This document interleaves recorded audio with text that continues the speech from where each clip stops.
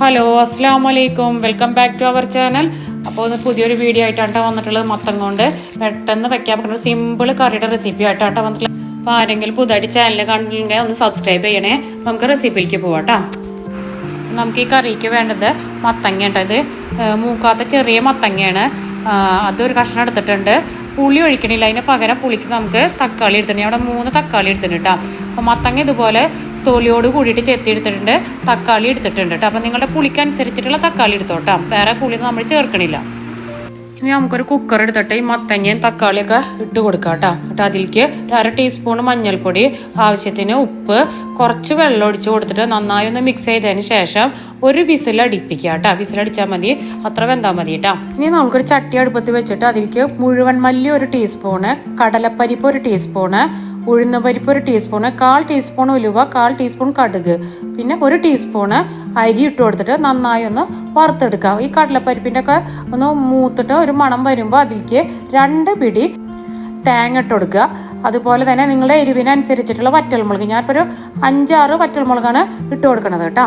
അതുപോലെ തന്നെ ഒരു തണ്ട് കറിവേപ്പില ഇട്ട് കൊടുത്തിട്ട് ഒന്ന് 2 മിനിറ്റ് നേരം ഒന്ന് നമുക്കൊന്ന് വറുത്തെടുത്താൽ മതി. അധികം തേങ്ങ ചുമന്ന് വരുമൊന്നും വേണ്ട. ഒരു 2 മിനിറ്റ് നേരം ഒന്ന് വറുത്തിട്ട് അതിൻ്റെ പച്ചമണം ഒന്ന് മാറിയാൽ മതി കേട്ടോ. നന്നായി ഒന്ന് വറുത്തെടുക്കുക.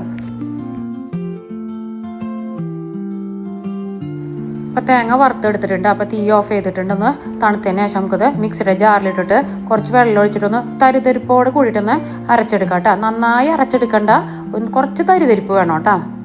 അപ്പോൾ ഞാനത് കുറച്ച് വെള്ളം ഒഴിച്ചിട്ട് ഒന്ന് അരച്ചെടുത്ത് പിന്നെയും കുറച്ചുകൂടി ഒന്ന് വെള്ളം ഒഴിച്ചു കേട്ടോ. അതിൽ വെള്ളം ഉണ്ടായിരുന്നില്ല. അപ്പോൾ കുറച്ചുകൂടി ഒഴിച്ചെടുത്ത് ഇതുപോലെ തരിതരിപ്പോനെ അരച്ചെടുത്തിട്ടുണ്ട്. ആ മുളകൊന്നും അധികം അരഞ്ഞ് കിട്ടണ്ട, ഒന്ന് തരിതരിപ്പ് ഉണ്ടായിരിക്കണം കേട്ടോ.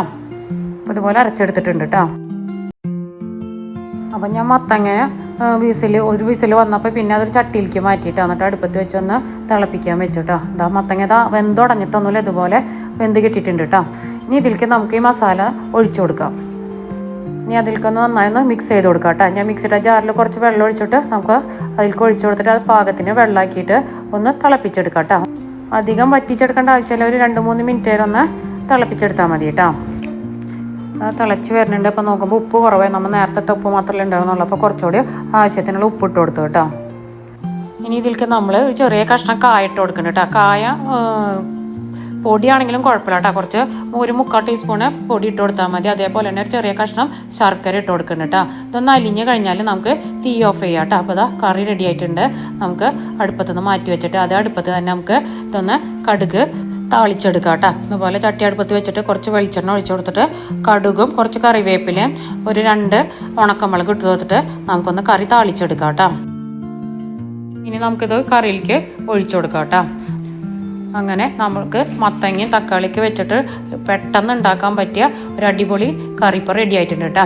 അപ്പോൾ എല്ലാവരും ഇതൊന്ന് ഉണ്ടാക്കി നോക്കിയിട്ട് നിങ്ങളുടെ അഭിപ്രായം കമൻറ്റിലൊന്ന് അറിയിക്കണം കേട്ടോ. ഇന്നത്തെ വീഡിയോ എത്ര ഉള്ള എല്ലാവർക്കും ഇഷ്ടപ്പെട്ടെന്ന് കരുതണേ. എല്ലാവരും ലൈക്ക് ചെയ്യുക, ഷെയർ ചെയ്യുക, കമൻറ്റ് ചെയ്യുക, സബ്സ്ക്രൈബ് ചെയ്യുക. അടുത്തൊരു വീഡിയോ ആയിട്ട് വരുന്നവരെ എല്ലാവർക്കും അസ്സലാമു അലൈക്കും.